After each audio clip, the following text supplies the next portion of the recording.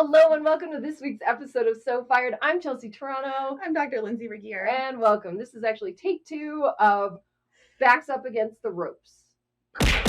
Ooh.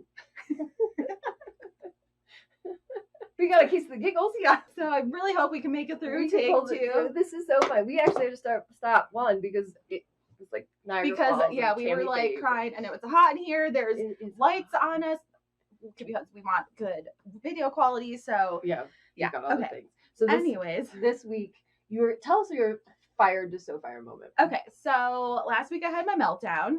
We agreed I have a meltdown everywhere. Sometime between like 1 to 4 years. So. It's definitely 4 years. Okay. You have I wouldn't even call it a meltdown. I'd be like, there is an event, you had a reaction, and then you move forward. Yeah. And that's like once every 4 years. Yeah, I have emotions that often. And I just had such a shit week last week. And specifically like one very bad day that made the whole rest of the week kind of like meh.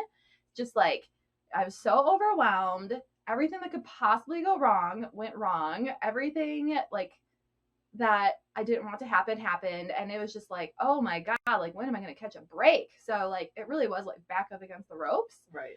But like in that moment, I realized how many people are actually backing me behind those ropes and are like, no, like you got this, you do it. Like, do you want to talk? Do you want to do this? And like all these people that like I didn't really think care. So it was nice to know that I have that support behind me and I can tap into it a little bit more, and it's like okay to share. So, that's cool.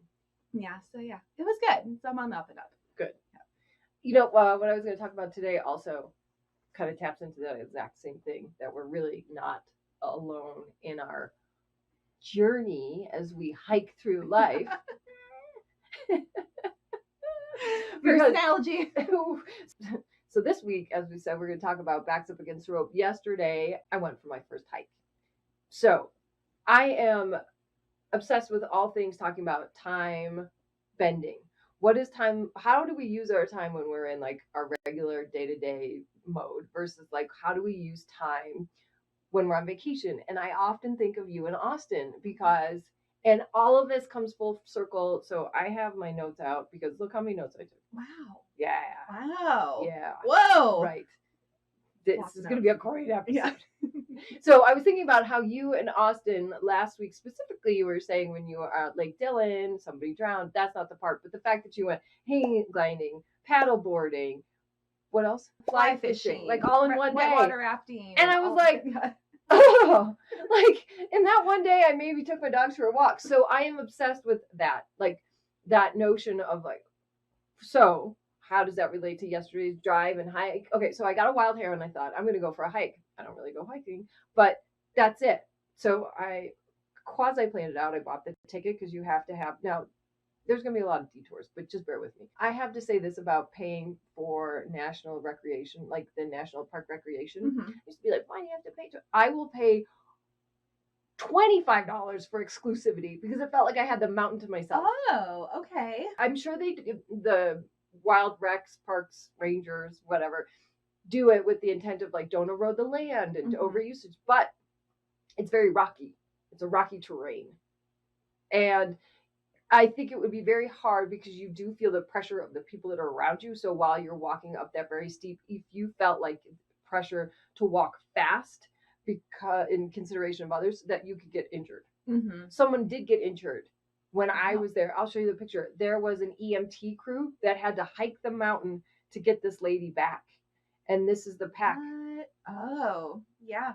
Have you It's seen like that before? Yeah. It's kind of like what they have when you go skiing. Yeah, exactly. The toboggan you never want to take down. Right. Yeah. And then this has a wheel, like a, one of those three, very industrial, whatever. So the point is, so getting ready for this trip, I also, and this episode is going to be riddled with analogies. But you would never litter in a national park. I never. I pack it all back in. Pack it back into my mouth. So there'll be a lot of analogies. You'll get it. It'll be a little corny, but I can't help it. It's just when you go hiking, it like begs to be used in all things in your life, right? Like, oh, this would be so great for the podcast. I'm not going to start hiking for real. I know, but then you really get why people love hiking because they're like, oh my God, you're in nature and it's amazing and like my mind is open and it's fresh air. And I do get that because I've hiked before and I've had that experience like once or twice, but Okay. yeah. So I invested the day before and I bought hiking boots and sticks, poles. Shout out to Ken and Carrie. You both suggested those equipment. There's a reason that made all the difference. Those sticks are game changers. Okay. So then I planned, I invested, and then I got to my destination. I'll start with the corniness. Anyway, so I get there and I do all the things. And to getting back to the time bending portion of it, I also get why millennials, and I'm sorry to count them, but millennials like do all the things, take all the pictures, hit the spots. And I'm like, here's why. As an Xer, I'd be like, let's go eat. And let's, I don't know, walk around, get some coffee. And then go to the hike. But with a millennial, with the sole purpose of capturing content for Instagram for our viewers and our listeners, I had a mission and a purpose. It was like a scavenger hunt. It was like that show that you like, The Amazing Race. Oh, it was like do all the things. Yes. Not just, it wasn't for me. I wasn't enjoying this just for myself. It was like I went alone, right? I went on this trip by myself, but I didn't feel alone.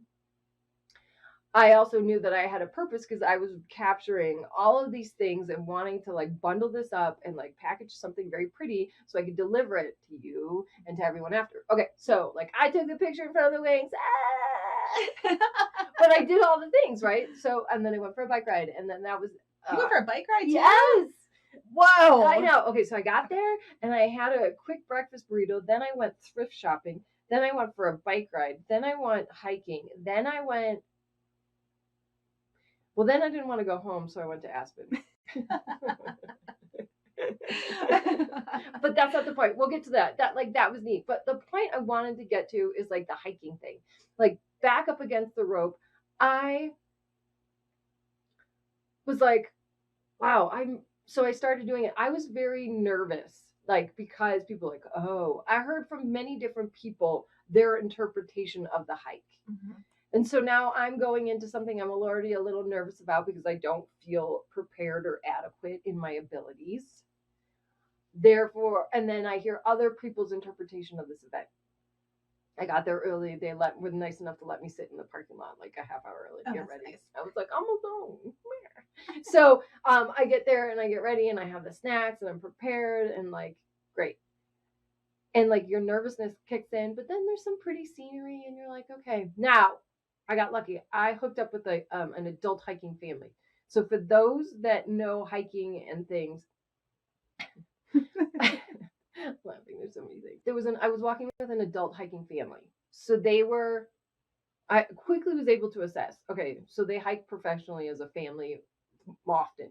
You're not having a small child who's likely to have like a child tantrum, like meltdown, heat exhaustion thing.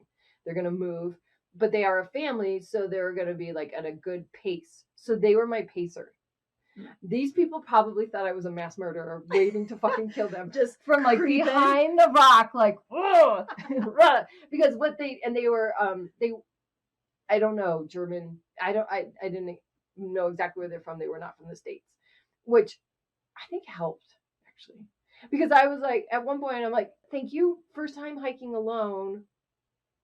At first I was nervous about maybe like hiking alone, maybe if I fall or something. But then I realized what I really needed them for was pacing me. What's too fast? What's too slow? They took breaks and I was like 50 feet away, like, like creeping on them, like, okay, we're taking a break now. When are we moving? And I'm like, what? Again? What? I'm over here. Just don't mind me. I'm on Instagram. Yeah, and I was a very apologetic. I'm like, I'm sorry. But you know what? It's a national forest. Like other people might be hiking around you. Just because you paid your $50 to come to the park that day doesn't mean you have the park entirely to yourself. So I learned to let my guard down and I learned to appreciate the people around me on this journey. Oh. Just like you did with your fired moment. Yeah. Right? So, and then it was getting hard. I'm like, is this it? Is this the moment that's hard? And I was like, no, it's really not that bad. Right? And then And then you just kind of lean into it and you get into it and you're like, this is pretty. So when you are on this hike and you're out in nature, you're out in altitude, is there some feeling of like enlightenment happening, or you have like clarity happening? Or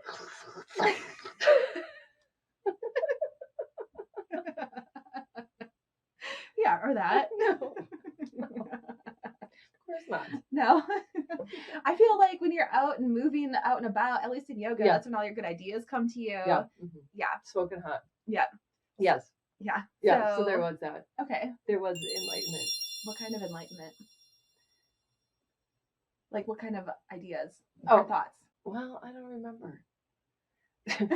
So clearly. That's why you took notes. That's why I took notes. Like which kind of note? Which thoughts are we referring to? Like, did you have any thoughts about this hike? Is basically like, is this the hard part of the hike?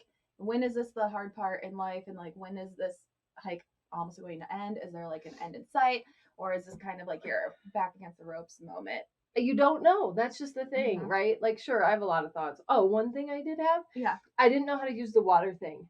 Oh. I guess I didn't give you that tutorial. So you open it? Yeah, well, now I fucking know. You know why? Yeah. Okay, because this guy, this person. Yeah. Okay, so we get to the top. He's standing. All of his other colleagues, his EMT colleagues, have ascended the hill and they're going to help that lady. And he's standing there, like, catching his breath. And I'm like, do you know how to use this? Like the water pack? Like the Camelback? No, it looks like a weed thing, but like you have to. And he's like, yeah, you twist this to the left to open, twist it to the right to close, and then you bite on it. I was like, oh my God, because it was like 20 minutes in and I thought I was going to die. Now, with that being said, yeah, here's an enlightenment piece I had. If politicians were hikers, they would be more freaked out about global warming.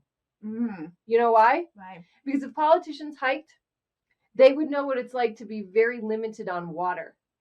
Oh, yeah. Like, I was panicking because I was like, am I going to have to take the jelly water container out and just like drink it like that if I can't get this open? Oh my God. So I was thinking, God, if politicians ever knew what it was like to be in the hot, dry sun without water or very like limited amount of water, they would be alarmed as fuck. Also, if they ever go to see Lake Powell and how dry it is, maybe they should go see it in person. But I don't think seeing is enough. No, experiencing it. When you are afraid that when you're conserving every last drop of water and you're like, and there's signs everywhere that says not drinkable, non-potable, whatever, like, and you're like, oh, the only water I have is literally on me. And like, we drink so much water. Oh my gosh, I know. So I was like, I was very mindful of drinking water. And I was like, if those fuckers ever knew what it was like to just be like 2 drops here, I was even like mindful of not like wasting it as it, I was like, God, I didn't close it. Anyway, so you get the water thing. Like, that is definitely one thing that came across my mind. And I also wonder, is hiking hanging like harder? And I don't think you'll be able to answer this, so this is for our listeners, is what's harder, Manitou incline or the hanging lake? Now, I imagine people are going to say Manitou, you know why? Because of the mental. Yeah, the mental. Because I've only done Manitou, and I am not in a rush to ever do it again. I'll do it if we have company in town they want to do it. But the thing with Manitou is, it's a mile, and it's just straight up. But then the hike back down is 3 more miles. So if you could just like be done at the top, I think that would be less daunting. But also, I mean, it hurts my knees to go up all those stairs. Right. Yeah. Okay. So I think where I do think you would like hiking. Now, this is again a metaphor for, because you like doing all the hard things. And while you're taking hard steps, you can actually physically feel it strengthening your will to be a stronger constitution. And I'm like, I can do this. I can do anything. I can take this step. I can conquer my biggest fears in life. I found myself like, I felt inherently my soul like saying that. That's how I felt when I did my workout on Monday, because sometimes I kind of just like cash it in. I'm like, yeah, this is a good workout. I'm here to do it. But when I went this last Monday, I was so intentional about giving it my all and going all out because I'm like, okay, I can literally do anything for 40 seconds. Like this workout is only 40 seconds at a time, like 40 seconds at a time. And I did feel like really, really mentally strong when I was done. So, You know why you should do this? mine. Hiking? Because this is an environment you can't control. And this is where, they're like, get uncomfortable. Yeah. You would get comfortable being uncomfortable. Well, then you should go hiking because you'd be fucking miserable the whole time. And then the euphoria you experience when you're like, it's over. But before you get to that part, you're like, wow, that was really pretty. Like you can kind of see. I enjoyed it for the mental torment that it was. I guess that's a good point because when I think about hiking, I'm like, what's the point? You walk, you look at something. It's actually not about that at all. Now, okay, what else did I learn along the way? Like my biggest epiphany, a couple of them, one of which was I no longer have attachment to what I want out of life. I just want to live a beautiful life. I just want it to be beautiful. Like I'll see, how I'll turn to you guys. You're like beautiful things, beautiful places, beautiful people. Oh, kind of like Lori Harder. Yeah. I want to do that. Maybe that's what it came from. Last week I was kind of. You could hear subconscious. I was like, I don't care what I have in life. I don't care who it's with, as long as it's beautiful. And I was like, but it wasn't like that. It wasn't supposed to be like, and now I'm gonna go to Aspen. But it was like, I just want to live a beautiful life. And in that moment, I meant like, I don't know who it's with. I don't know where it is. I don't know what it is. I'm not going to because I can't nail down the specifics and I'm tired of doing it. And I feel like I'm wasting energy just being like, I don't know what this person looks like. So it's a beautiful life. When you say you want that, is that more of a feeling that you're having all the time? Okay. Because, when the three of us hang out, because the three of us hang out a lot. Yes. And I'll be like, this moment is beautiful. I just love this moment. Like, I want a life like that. Yeah. Experiences. I think so. And physical contact. Yeah. I'm ready to have physical contact into my life now. I welcome it. Not from you. You have already crossed that threshold. Okay. So here's the thing. While I was hiking, like you, I was thinking about all the people that are like, no, you've got this. May we suggest, like Ken didn't just come out and be like, buy hiking boots. He was like, may I suggest you invest in some hiking boots now? And I was like, I hear you. Because he's like you, he won't be like, go buy them. He'll just be like, perhaps you would like to consider. Yeah. This might be a good idea. It might be a good idea to invest in those. And then the same thing with the sticks. And so I kept hearing the voices of the people that were on my side that were like rooting for me, both Ken, Gary, and then the other people that were like, you've got this. It's a lot easier. We know your physical capabilities. And it dawned on me, I'm like, they know me better than I know me. And I was like, oh shit, I didn't know. And I'm like, well, what else do they know about me that I don't know? I want to be like, guys, will you tell me some more? But that doesn't work like that. I think you have to be willing to listen and actually hear what they're saying. So like what you were saying in the beginning, people know you and people have your back. They've been in your wings waiting, hoping that you'd be like, I need your help specifically for this, and I need your help because everyone's along for the ride in the back of the bus. And until now, they've only been passengers. So now we're asking, like, we're calling on, like, as the driver is like looking back, like, yeah, hey, actually, you know something? Why don't you come in front of the bus and help me out here? Yeah. Here's another analogy, right? I'm a bus driver. When this waitressing thing doesn't cut it. No, I'm very good at waitressing. I really like my job, actually. So I'm trying to find a way to like fall in love with all elements of my life, but that's not part of this. So what I'm saying is that like appreciating the beauty in the journey, which also means the beauty in the difficulties. Like with your business, what's hard, I have to imagine, is not knowing where the apex is. You know what's easy about hiking? There's a final destination. You're going to see a lake. Yeah. And in my business, I kind of waver back and forth about what the peak is. I'm like, is it this option or this option? Or like, is that option what I want to happen in the next couple of years? Or is it what I want to happen this week? Or is it next month? Or like, it's almost like I have so many apexes that I could possibly hit that I don't even know which one to aim for. And where that's like all the overwhelm comes in, I'm like, like, I don't know. And so that's why it was good to like get the reassurance that like, okay, like let's talk this through and see like what the goal is. And like, let's start with this, because how I dream and like how I think, I'm like, it's either 0 to 100. So it's either like this or nothing, like it's a failure. And just having someone talk some other ideas or just have someone else's perspective, like it doesn't have to be like that. You can hit this milestone first. Like that's a really good success. Like that's a win right there. And I'm like, is that just seems like nothing. Like, You know, it's kind of like when I told Curtis, it was like, what's your New Year's resolution? He's like, to get a license in a car. I'm like, that, you can do bigger than that. And he's the only fucker that got his like New Year's resolutions done. And I was like, I should not put that kind of judgment on anything anymore. Mm-hmm. Yeah. And it's more of like my self-judgment on myself. Like, oh my God, if that's what I peak at, like that's so lame. And I'm just like, so, but for someone else, they're like, that's amazing. Like, that's phenomenal. I'm like, oh, okay. So I'm trying to just take in some other perspectives, but also You should go hiking. Stay true to myself. Mm-hmm. Without hiking. Yeah. It perspectives, right?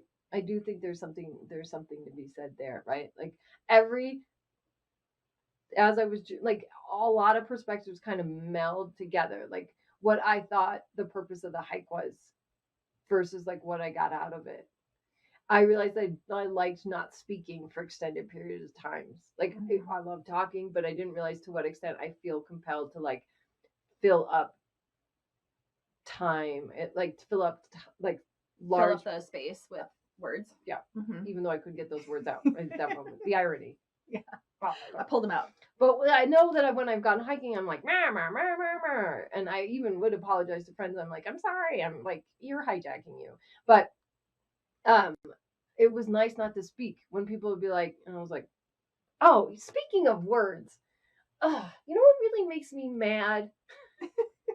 What grinds your gears? 2 words in the, well, 3 technically. 3 words in the English language.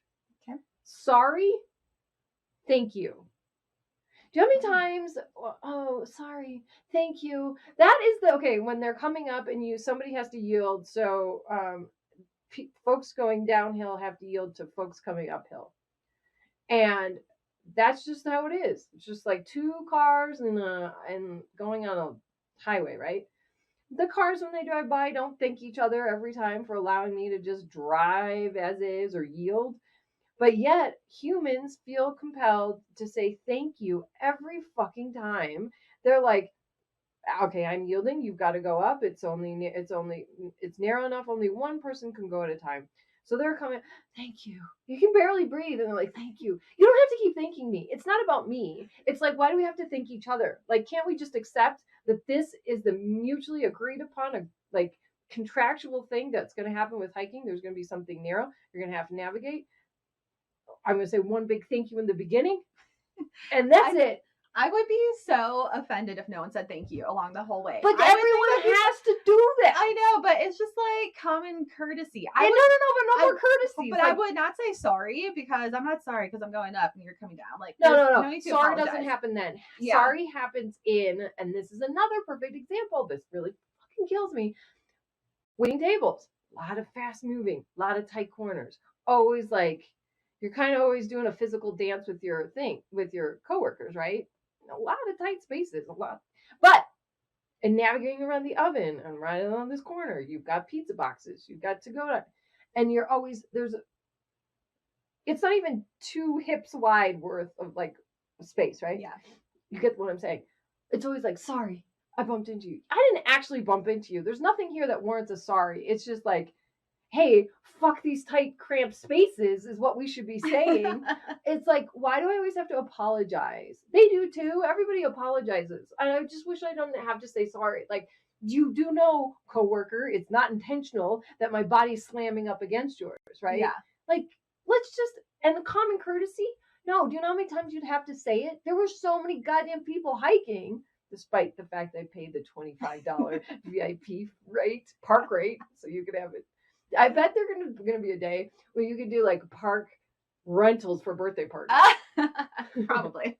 You just rent out the entire park. Rent out the whole park. Yeah, like exactly how much, or like a quarter buyout, like for the park for a couple hours. Anyway, well, I think like, but without the common courtesies, then it's like everyone is almost rude. I feel like then there's tension if you don't say anything, or you could at least just say, "Excuse me." I'm Maybe saying not nothing. I didn't apologize. want to talk anymore. I Yeah. wanted to do the thing that, Or just give a nod, like, no, it's like, no, please just know that my heart thanks you, but I want to not interface with you right now. Have you ever walked down the side of the street and saw someone coming and you didn't say good morning? yeah, like all the time. Okay, literally the exact same thing. Like, I wanted to be in my moment. I was having a lot of fun up here in my headspace, and I didn't want these strangers to keep like penetrating my experience. Mm-hmm. And by like looking up, making eye contact, saying thank you for doing what you have to do on this trail anyway. Like, I mean, I don't know hiking etiquette, but maybe that's just, it is hiking etiquette. yeah, it is hiking etiquette. So it's a given. So you're on a mission to change hiking etiquette, Yeah. and no one talk to anyone unless you are with that party. Do not speak to me unless spoken to. no, close. Okay. But I'm going to stop you. I'm going to back you up just a little bit. No, what I'm saying is, please don't make me say thank you every single time. For professional hikers, do you feel? I think you get it. Like, my Yeah, I actions. want to hear from the hikers. Okay, my actions of stepping aside and allowing like whomever has the right of way to go, that's the etiquette. Do words have to accompany that? I say no. All right, we'll take it to the polls. Cause get it? The hiking sticks? Okay, but one thing I saw, this woman was the goat of the trip. I think I really like doing stuff by myself. Yeah, I think you do. I really do. Because like no one You like it when you get to choose to do stuff by yourself instead of just, oh, that's the default. Right. I am up alone, but I'm accepting applications right now, people. So For companions? If people want to do stuff with me, I'm open to doing stuff with others. But it sounds like you can't talk. Don't ever say sorry or thank you. Maybe not even eye contact. Or maybe if you can speak telekinetically, then you two can hang out. Those are the requirements on this application. No, that's not true. Okay, we'll sort that out later. But no, that's not entirely true, but funny. Very, very funny. Okay. Goat. This woman is an elderly woman, gray hair, short little thing, kind of looks like Mrs. Claus. 3-piece, pants, short sleeve shirt, and a vest. The pants and the vest, it's a long vest, covers, it's very like, modest. It looks like a bandana quilted pantsuit. Oh. And she's hiking in just like street shoes, like nice Skechers, and a very large staff. She is literally like a goat because she's not breathing. No one has any water. She's just like, she's like, I'm gonna pick some berries and survive off of those. I'm like, and she's just sitting there. I'm like, you're amazing. And she's like, mm-hmm. She didn't say anything to me. Actually, she didn't say anything to me, and I was like, why is she being so rude? So I guess I get it. Here is that lady. Oh, you even took a photo of her. Oh my gosh. How cute. Is she in a skirt or pants? Those are pants. Oh, okay. But do you see like... Yeah. Oh, I thought it was a vest. Oh, no, it's a shirt. Oh, she did have a water. Shirt. Yeah. And that's her... Oh, they're so cute. But they're not... It's like that American farmer. Yeah, totally. I asked her their names. I'm like, you guys are amazing. And she's like, she went straight. She understood the assignment. She like said her name. Yeah, she did. Oh my gosh, adorable. Can you see her? Like, that's amazing. I was like, you guys are everything. I like went straight Instagram on her. I was like, we're still in nature. Keep it together. Keep it together. Any other takeaways from your adventures yesterday? Do you want me to wrap it up? Mm-hmm. I went to Aspen. Oh, I do. Real fast. Okay. It was done. It was beautiful. It was majestic. And I thought, oh my God, where can I buy a sticker? I was like, where do they sell those stickers? Because I want one of those, and I don't see a gift shop around. Was there one in town? No, I didn't. I wanted one. I got it. I was like, I get why I want one of those $4 stickers. Yeah. Oh, dang. I know. A sticker. I know. I was gonna get you one too. And then I was like, I had such a good time. why don't I just go to Aspen? And then the whole way home, I was falling asleep. Yeah, what time did you get home last night? Like midnight, but it was a 3-hour drive, and I was falling Oh. asleep at the wheel the whole time. I saw someone veer and hit the Oof. guardrail. Well, your journey started around like what, 7:30 in the morning yesterday? Yeah. Got home at midnight? Yeah. That's quite the day. It was a good day. Now I'm like, what am I gonna do on my next day off? Oh, today I'm gonna get my hair done. Same. Same. Okay, so backs against the ropes. The question is, what do you do when you're walking through something very difficult? We know a couple of people right now that are going through a very difficult time. Like, are you able to take hold of those guardrails, assess, like, who do you have that's with you on your journey? Mm-hmm.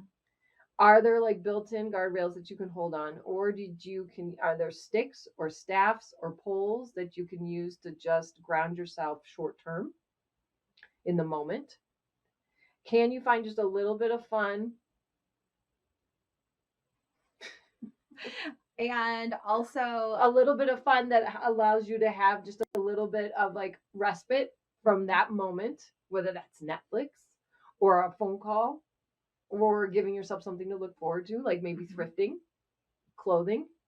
Or if it all seems very overwhelming at the moment, just like there's an apex to the hike, maybe there's just an apex to the day or to the week instead of to the hour. Yeah. Like just downsizing it and not making it bigger than it right is. You're going to shrink that little mountain into today's every, what am I saying? The mountain is today. Mm-hmm. So it's not like, how do I learn to love my new life? How do I learn to love my job or my company or my career, or how do I learn to love this relationship that is loveless and alone and meaningless? Let's just tackle one mountain at a time today. So like shrink it down, and how can you get through today, but like conquer today, not just like accept it and like, but I mean, there is a form of acceptance that you're gonna be miserable, but like, what can you do to make today's mountain its absolute best? I love that. I love that journey for us. All right, friends, and hikers specifically, if we're talking nonsense, just like send us a DM, screenshot this episode, and be like, these girls are talking nonsense about hiking. They don't know shit. Oh my God, there were a lot of women like me. It was a bunch of women on the trail that looked like Julie. Oh, nice. It was nothing but like Julie's. Nice. Me and Julie's all on the hiking trip. Yeah. So yeah, make sure you screenshot this episode, tag us with your hiking tips, because I know nothing. We know nothing. But I think I'm addicted. Yeah. And we'll see you next week. Bye. Bye.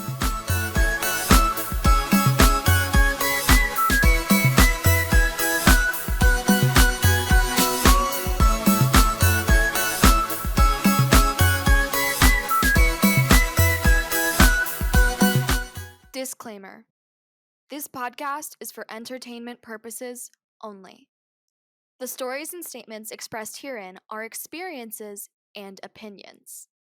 They may not represent the views of the production studio or the hosts. If you disagree with our content, that's okay. No podcast is perfect for everyone.